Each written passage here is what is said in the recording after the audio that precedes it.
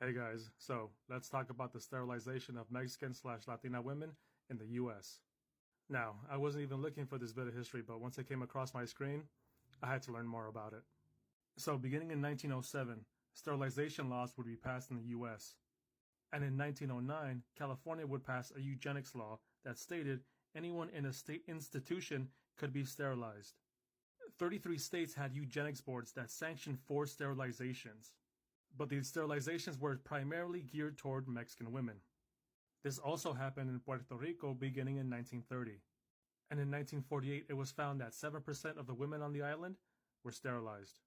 Now, from 1907 to 1981, 60,000 people in this country would be sterilized.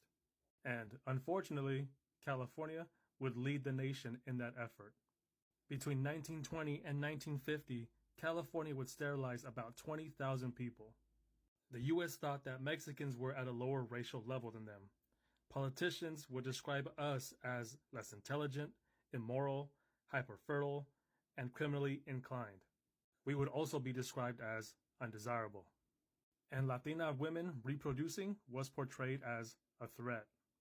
And in 1970, the case of Madrigal versus Quilligan would expose the sterilization abuse that was happening here in LA, specifically at LA County USC Medical Hospital, where mostly Mexican women were coerced into agreeing to be sterilized.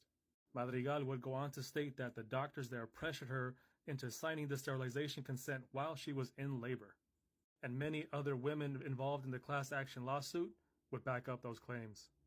The doctors would also mislead these women, saying that the procedure would be reversible, but it's not. And unfortunately for Madrigal and the other women involved in the class action lawsuit, they would lose the case.